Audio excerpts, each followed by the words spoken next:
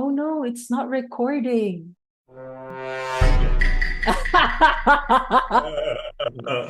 Evolved Launchpad! Let's go! Hey! Welcome to Evolved Launchpad, where we share ideas, give insights, and try to look like we totally prepared for this episode. This happens every Tuesday in just 20 to 30-ish minutes.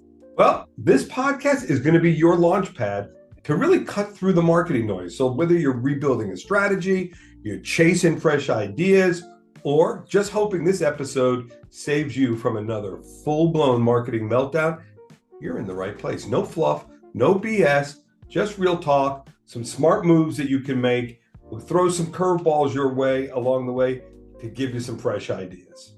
Right, so grab your energy drink, your cold brew, or a Gretz, and sit tight as we save your marketing strategy one chaotic chat at a time. Let's get involved. Go. Launchpad. Our timing is terrible. It So, was like a bad high five, like you get a high five somebody. right, it's so awkward. Yeah, let's do that again. Anyway, Mark, they say disruption builds character, but is that just a polite way of saying congrats on your new stress-induced wrinkles, or is new strategies actually make it less messy? Well, I definitely think it's code for congrats on your new forehead crease. That's what I've taken away from it. But I think disruptions, like the gym for your business, you just come out stronger on the other side. You just might be a little sore, but you make it.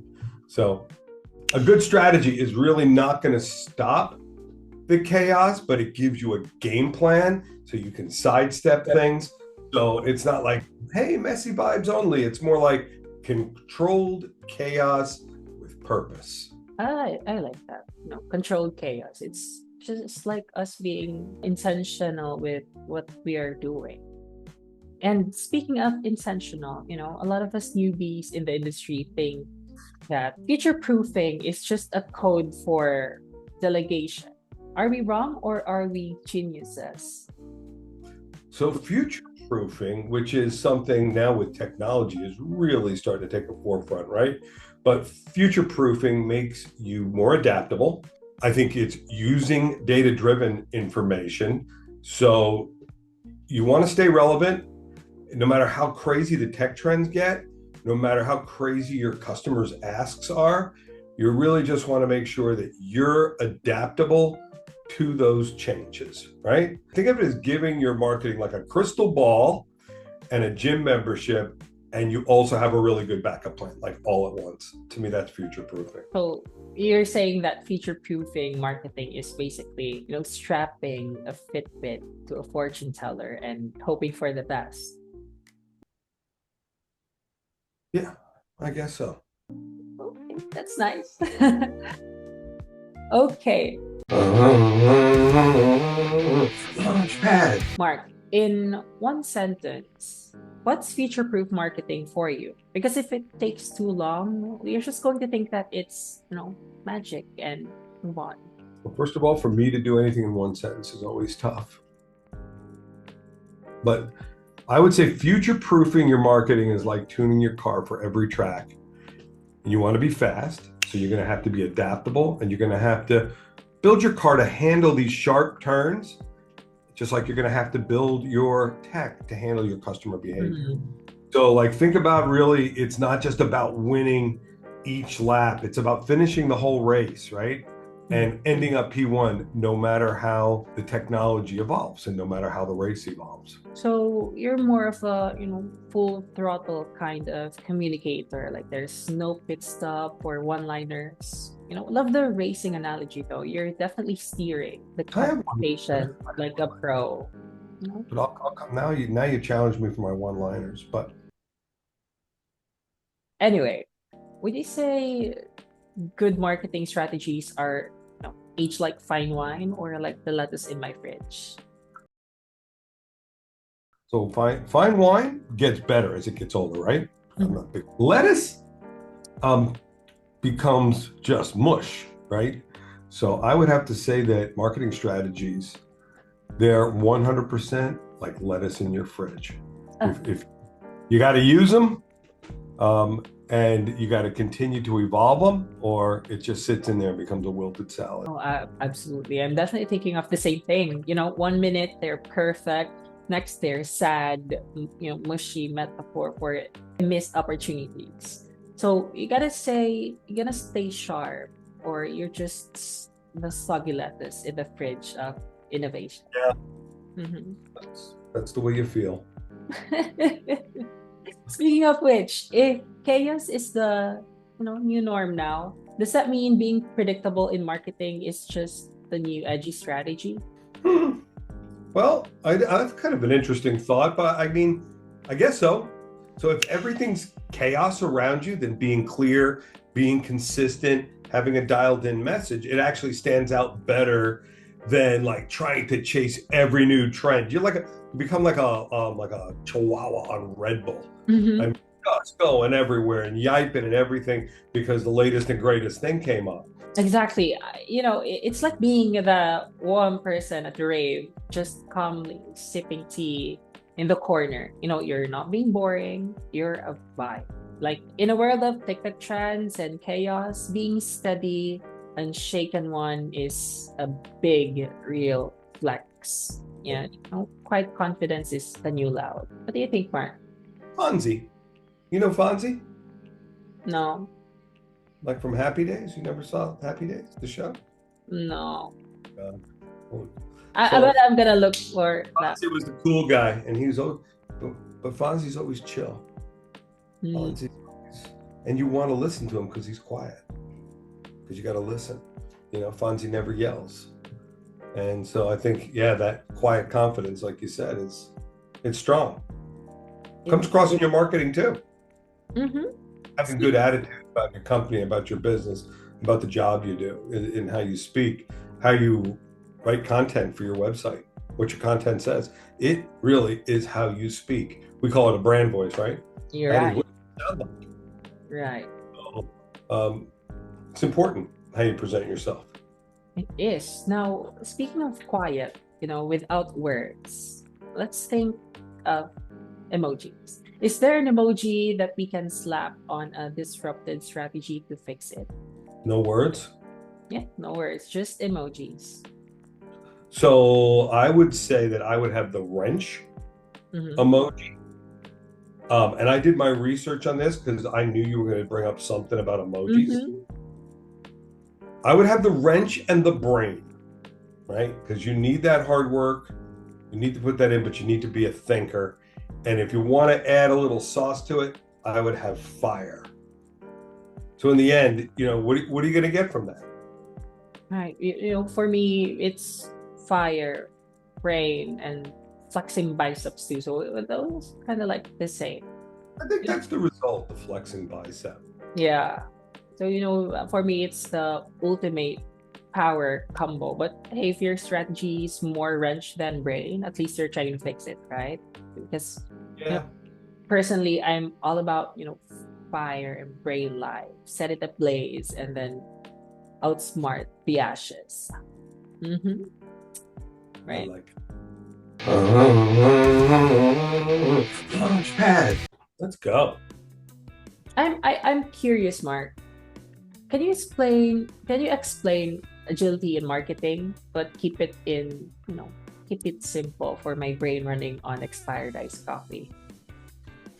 So agility in marketing, that's just being able to pivot really fast off of new opportunities and without crying about it. I mean, everybody has like great ideas when I say not crying about it.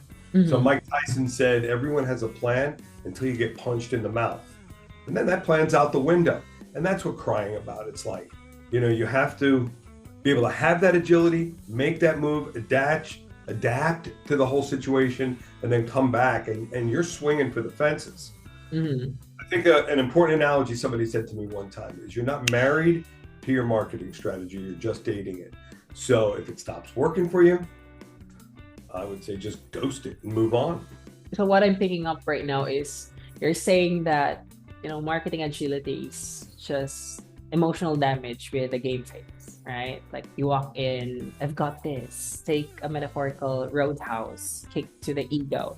And suddenly your speed dating strategy is like, it's a Tinder for campaigns. Like swipe left on what's not working and then swipe right on what keeps you in the fight. No I don't tears, just vibes. about I'm married. Don't understand this swiping thing. Okay, that's great. I love that for you. Not for me though. I'm still in that app. Anyway, okay. Speaking of marketing agility, let's talk about data.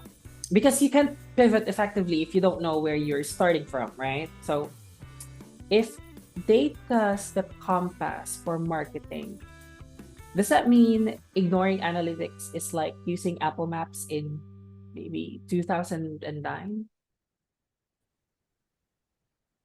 So I never used Apple Maps, but it sounds like Hmm. uh, something where technology is just behind the times, right? Mm-hmm. So, your analytics, people don't want to spend money and not know, where their results are coming from. So I would absolutely say that you can never ignore the data. I see some people, they'll send out campaigns and they really never look back to see, hey, what worked?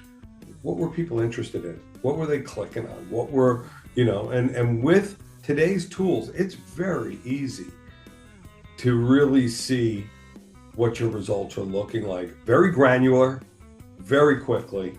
There's tons of tools out there. So don't utilize kind of the way that it was done before, which just kind of send it and forget it. It's very highly targeted digital outreach. Oh, for sure. For me, ignoring analytics is like trying to bake a cake without a recipe, then wondering why your chocolate masterpiece tastes like drywall and regret. Data isn't just the recipe, like it's the oven timer, the taste test, and the friend yelling, dude, that's salt, not sugar.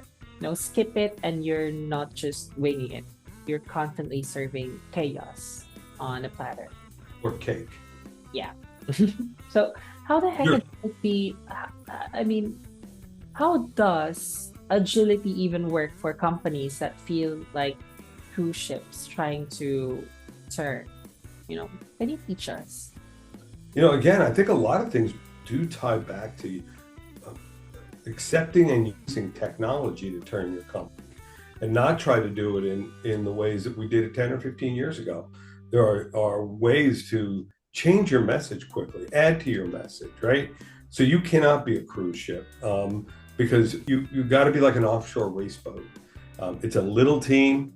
You communicate really well together because marketing is going to move fast and you've got to be able to pivot on that, and everybody's got to be on the same page. So it's not about agility is not about the size of the business you're working with, but it's about the mindset of the people that you're working with. I love that. For me, being a cruise ship in this market, might as well slap a kick me sign on your hull and hope for the best. We mentioned, I mean, we talked about, dating apps earlier. So I'm curious, if data could write a dating profile, what would it say? Like long walks through analytics and slow ROI weekends type of vibe? Because you did give me a little bit of prep, I wrote my dating profile as if I was data. Okay. So I'm data. I don't lie. And I'll never ghost you, and I never forget. People call me the new oil or the compass, but really, I'm just here to help you make smart moves. I love spreadsheets, dashboards, and I'm useless if you ignore me. Aw, Just don't hit me up with a pie chart, and we're going to get along just fine. I love that. I love that. You can use it. You have, the Riz. Do you know what Riz is? I heard my kids talk about Riz. Yeah, you should ask Brandon. Yeah, he would probably laugh. And yeah, I really love that. Data's basically that friend who told you not to text your ex at 2 a.m. and now they're, just sitting there, sipping tea, watching your life implode like told you so, right? So Hey, quick reminder that this podcast isn't just us pretending to know cool things. It's powered by Evolved. That's right. Evolved Office, it's your go-to AI-powered marketing and sales enablement platform. And we built it 100% for the IT space. So instead of trying to juggle multiple tools, we bring everything together for you. Just one platform, simplifies your marketing, simplifies your operations. You're going to love it. I guarantee it. Seriously, Evolved Office is like that one teammate who does everything. Just kidding. But yes, it's just like that one teammate who does everything instead of juggling 12 apps. And it gives you one platform for marketing, which honestly feels like cheating, but we are not complaining. Well, if you don't have time to create content, come up with ideas, and then you have to deploy it and track it for all those different aspects of your business, come see us. We'll help you do that. We'll help you automate that. Yes, like automation tools at work and a content I don't have to cry about. We all need it. Period. End of story. So if you're curious and you want to learn more and start evolving with Evolved Office today, reach out to us. We'd love to hear from you. And now back to the episode.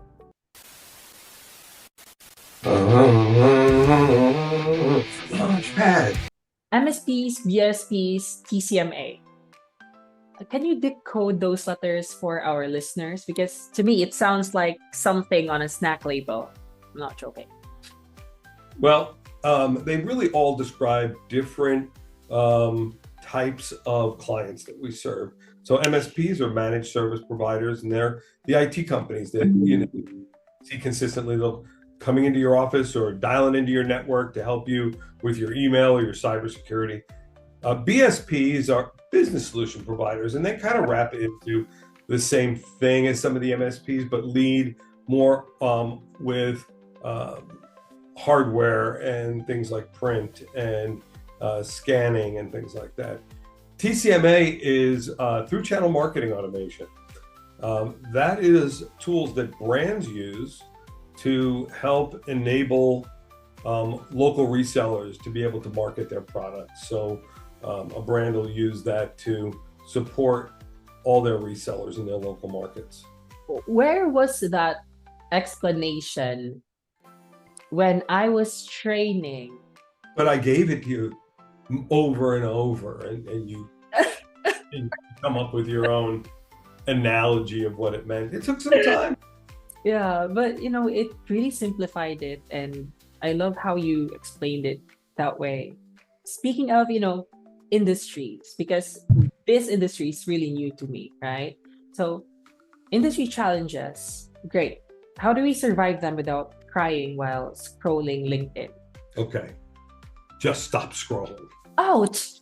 People need to stop scrolling and start just doing stuff. There are so many different industry challenges, and they're not going anywhere. They're actually opportunities.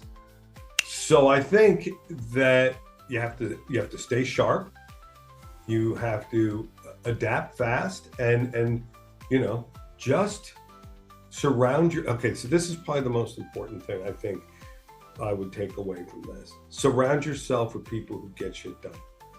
That to me is probably one of the most important aspects of being an entrepreneur, is making sure you surround yourself with the best people. Right. I agree. It kind of felt like a personal attack, especially on the first sentence, like doom scrolling. Scroll fast while eating cereal out of a mug. Just kidding. But I totally agree. It's really important to. I do eat cereal out of a mug. My Well, wife is so strange. I like it. It's got a little handle. but I totally agree with what you said. Us surrounding ourselves with people that inspire us to work on something. Our environment is a part of us, and that's where we draw inspiration sometimes, right? That's why I'm such a great marketer, because I'm surrounded with you guys. That's me asking for a raise. Launchpad.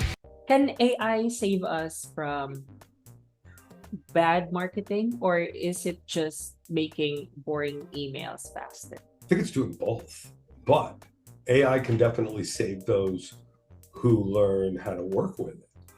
It's AI tools work for you. You know, you're the boss. If your marketing's boring, it's on you. It's not on the machine, but you can use the machine to build much more targeted and well-written, engaging correspondence. Oh my God, that reminds me of that meme. I'm not sure if you saw this. I saw this on LinkedIn last week. It goes like, AI won't replace you, but Karen who knows how to use it will. Editor, can you cue that? No, okay. I'll DM it to you if you haven't seen that. So Send I will. Launchpad. All right, Mark. Pop quiz time. I love quizzes so much. Just kidding. I don't. Proactive marketing or reactive marketing? Which one's the star of the show? I would say proactive marketing. It's all about being one step ahead and not having to scramble like crazy when things go sideways. So, you know, you got to think about it. Like, what do you do when you're prepped for a road trip? You fill your tank up, you get your snacks, and you're ready to go. And then you realize you're lost and you have 0 bars on your phone. So that's what reactive would look like. That's the word. Yeah. Bingo. You know, reactive marketing is like waiting until the very last minute to RSVP for a wedding. Sure, you showed up, but everyone knows you didn't plan ahead, right? Or you wanted to see if something better was going to come on that day. Exactly. I never did that. So speaking of staying ahead, let's talk about the golden ticket, which is data. I mean, it's basically like Google Maps for marketers, right? Like follow the data, avoid traffic jams. Data it's not just the map. I mean, it's everything. It's your compass, it's your GPS, it's like your roadside mechanic. I mean, it is going to help you see the trends. If you're looking at your data, you can see, hey, what are my clients engaging with? What what kind of message resonates with attorneys versus with doctors, and so you can really see that in your data. And this allows you to pivot off of that data and create really dynamic content that engages your recipient. I think that's what's important. Wait, and that content can come in a lot of forms. Okay, but just clarification. So if data's the GPS, does that make strategy the driver? And if so, what happens if the driver's like texting instead of focusing on the wheel? So marketing is the same thing. You can't put it on autopilot. You can't take your eyes off of it. From one day to the next, messaging changes. What's going on, around the world changes. You have to make sure that you don't have things in your messages that yesterday were not offending people and today they are. That moves very quickly. So you got to check and see what's working, and then you got to adjust it along the way. And that's what today's technology really lets you do. It lets you be very granular on your strategy. Okay, so not only do I have to take care of my car, but now I've got to keep marketing engine running too. But it's not that bad anyway. If you have the right tools, you don't have to worry about that. You keep your focus on being customer centric. Make sure you give your audience the spotlight, right? Everybody wants to see themselves in lights. If you focus on your clients, and even in your marketing message, focus on speaking to them and what's important for them, they're going to stick with you through all the different ups and downs, all the chaos that you go through. They know you're there for them. Be your customers' partners. Got it. So keep the audience happy, keep the car running, and maybe throw in some snacks for a good measure. Like proactive marketing is really the full road trip package. It's the snack. I love when you throw in the snacks. Yeah, proactive, it definitely is going to be reactive every time. Noted. So next up, proactive Bill, and I'll bring the snacks. Yeah, the snacks. There. So I'm hoping you're going to join us next week, because we're going to explore the latest trends in MSP and BSP marketing in 2025. You're going to hear a lot about AI. You're going to hear a lot about integrations and automations to help run your business better. And if you're wondering what the future holds for your business and marketing, don't miss this next episode.